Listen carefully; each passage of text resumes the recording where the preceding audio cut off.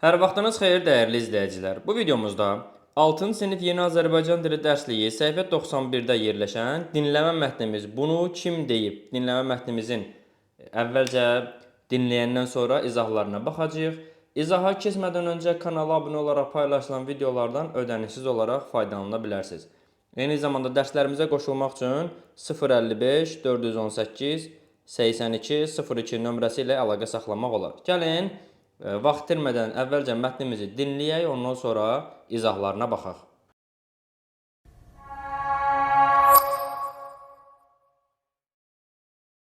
Bunu kim deyib? General olmağı arzulamayan əskər yaxşı əskər deyil. Aforizmi bir çoxlarına tanışdır. Bu aforizm bir şeyini başlayan adamı böyük nailiyyətlər qazanacağına inandırmaq, ruhlandırmaq üçün işlədilir. Bir çox mənbələrdə bu kəlamın 18-ci əsrin böyük Rus sərkərdəsi Aleksandr Suvorova aid olduğu deyilir. Lakin tarixi mənbələrdə həmin ifadəni həqiqətən Suvorovun işlətdiyinə dair heç bir sübut yoxdur. Tədqiqatçılar bu aforizmin ilk dəfə fransız sərkərdəsi Napoleonun dilindən deyildiyini aşkar ediblər. Tarixçi Blas 1837-ci ildə işıq üzü görmüş İmperiya dövründə hərbi həyat kitabında aforizmin Napoleona məxsus olduğunu göstərir. 1780-1821-ci illərdə yaşamış Clara Remüza adlı fransız yazıçısı isə öz memuarlarında bildirir ki, 1806-cı ildə Napoleon ordusunda döyüşən bir əskərin məktubu əldən ələ gəzirdi.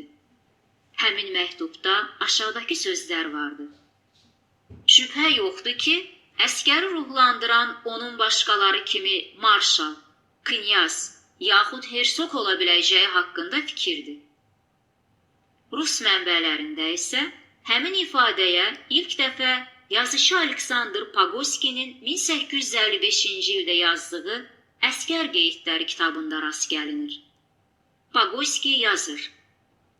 General olmağı arzulamayan əskər yaxşı əskər deyil. Amma gələcək taleyi barədə çox düşünən əskər ondan da pisdir. Cümlənin birinci hissəsi aforizmə çevrilib, davamı isə unudulub. Tədqiqatçılar hesab edirlər ki, bu aforizm Napoleona fransız ordusunda qeyri-bərabərliyi aradan qaldırmağa kömək edib. Onun ordusu Avropada adi əskərin marşal rütbəsinə qədər yüksələ biləcəyi yeganə orduydu. Rusiyada isə həmin illərdə səhvə yol vermiş əskəri bəzən ölənədək döyürdülər. Zabit rütbələri isə yalnız zadəganlara verilirdi. Bu səbəblərdən həmin qanadlı ifadənin 18-ci əsr Rusiyasında yarana biləcəyi inandırıcı görünür. Mətnimizi dinlədik. 3A tapşırığının şərtinə baxaq. General olmağı arzulamayan əskər yaxşı əskər deyil ifadəsini necə başa düşürsünüz? Bu cümlədə əskər sözü şagird sözü ilə əvəz olunsa cümləni necə dəyişdirərdiniz? Biz onu bu formada yazırıq. Müəllim və ya həkim və ya polis, hərbiçi, rəssam, yəni bunlardan birini siz yaza bilərsiniz. Mən sizə sadəcə örnək göstərmişəm. Müəllim olmağı arzulamayan şagird yaxşı şagird deyil. Və ya yaza bilərsiniz ki, həkim olmağı arzulamayan şagird yaxşı şagird deyil. Polis olmağı arzulamayan şagird yaxşı şagird deyil. Yəni bunlardan birini seçib yaza bilərsiniz. Daha sonra qeyd edirik, insan hər hansı bir işə başlayanda özünə inanmalı, nailiyyət qazanacağına inanmalıdır. Əgər insanın çatmaq istədiyi hədəfi, məqsədi varsa, o var gücü ilə çalışar və məqsədinə nail olar. 3A tapşırığını bu formada cavablandırıb B bəndinə baxırıq. Qeydlər götürməklə bunu kim deyib mətni dinləyin. Yuxarıda verilmiş cədvəl əsasında dinlədiyiniz mətnin strukturunu müəyyən edin. Burada əvvəlki videoda mən buranı izah eləmişdim. Bu hissəyə uyğun olaraq mətnin strukturunu yazmaq lazımdır. Mən də buna müvafiq olaraq sizə biraz uzun olacaq bir tapşırıq hazırlamışam. Adətən rəylərdə gəlir ki, müəllim tapşırığı qısa eləyin, amma uzun yazmışam. Giriş hissəni qeyd edirik. Baxın, deyir ki, müəyyən mövzu ilə bağlı məsələ, yəni problem qaldırılır. General olmağı arzulamayan əskər yaxşı əskər deyil aforizminin müəllifi kimdir? Problemi qaldırılır. Yəni bu girişin ilk problemidir. Müəllif məsələ ilə bağlı fikir bildirir sonra. Girişdə davam eləyir. Bu ifadə ilk dəfə fransız sərkərdəsi Napoleonun dilindən deyilib.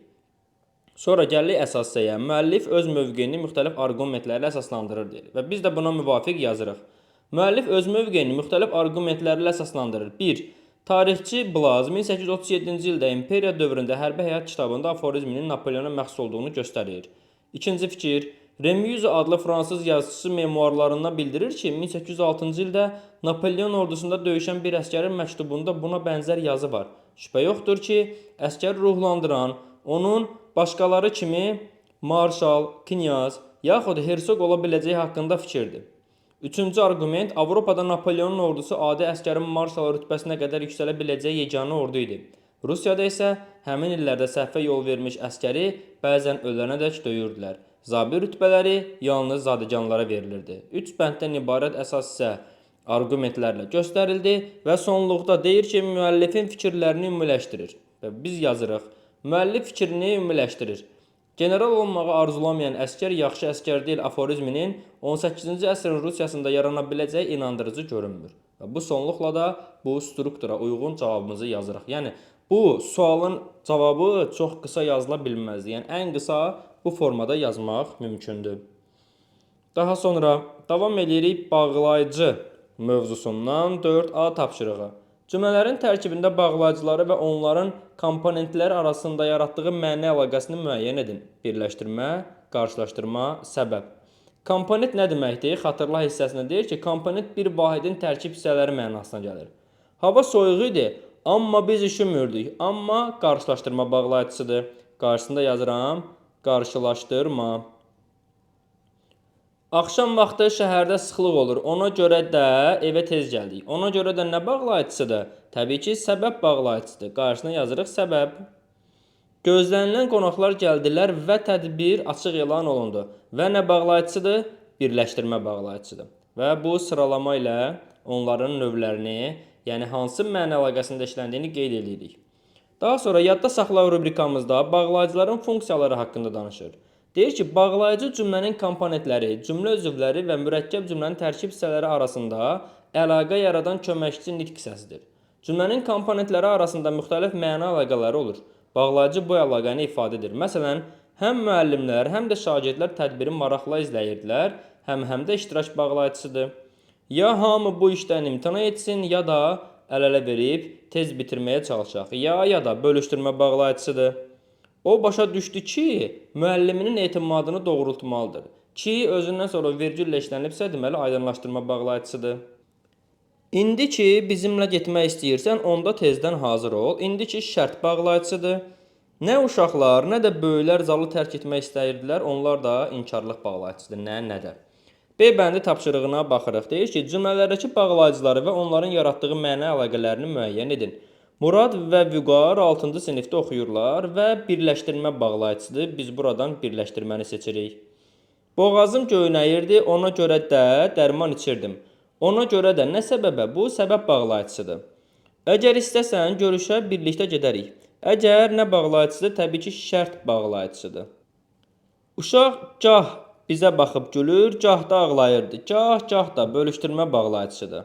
Yorulmuşduq, lakin heç kim evə getmək istəmirdi. Heç kim qarşılaşdırma bağlayıcısıdır. Hərçənd qohum idi, gec görüşürdük. Hərçənd güzəşt bağlayıcısıdır. Sinifimiz, yəni 6-cı sinifi hamının rəğbətini baxın. Yəni burada aydınlaşdırma bağlayıcısıdır. Biz bir bağlayıcıların hər birinin növünü qeyd elədik. C bənd tapşırığı, nöqtələrin yerinə uyğun bağlayıcı yazaraq cümlələri tamamlayın. Artıq gecə idi. Qarşılaşdırma bağlayıcısı yazmalıyıq. Amma və ya ancaq və ya lakin bunlardan birini yazmaq olar. Artıq gecə idi, amma onlar heç ayrılmaq istəmirdilər. Oğlanın danışığından bilinirdi aydınlaşdırma və baxıram ki, özündən sonra vergül qoyulub. Deməli, bilinirdi ki, vergül qoyuruq, bu yerlərə bələd deyil. Oğlanın danışığından bilinirdi ki, bu yerlərə bələd deyil. Müsabiqədə mahnı oxumalı, rəqs etməlisiniz. Bölüşdürmə, yəni ya mahnı oxumalısınız, ya da rəqs etməlisiniz, ya da bağlayıcılarını əlavə eləmək olar. Asfalt yol çox uzun idi, kəsə yolla kəndə gedəsi olduq. Səbəb, nə yazırıq bura? ona görə də, buna görə də bu ifadələrdən birini yazmaq olar. Ona görə də kəsə yolla kəndə gedəsi olduq. Nöqtələr bir qaraltı görünür, bir hənirti duyulurdu. İnkarlıqca nə də bağlayıcısı. Nə bir qaraltı görünürdü, nə də bir hənirti duyulurdu. Uşaqlar üçün yazılan hekayələr, şeirlər çox maraqlı idi. İştirak bağlayıcısı istəyir. Burada vergül işarəsinə diqqət edirəm. Uşaqlar üçün yazılan hekayələr də, şeirlər də çox maraqlı idi. Daha da iştirak bağlayıcısını burada qeyd eləmək olar. Bu səhifə 92 aid sonuncu tapşırıqlarımız idi. Bu tapşırıqların davamınca bölmənin ümumiləşdirici test izahları gəlir. Növbəti videoda həmin izahlar haqqında danışacağıq. Kanala abunə olaraq paylaşdığımız bu videolardan davamlı olaraq faydalana bilərsiniz. Sağ olun, növbəti izahlarda görüşərik.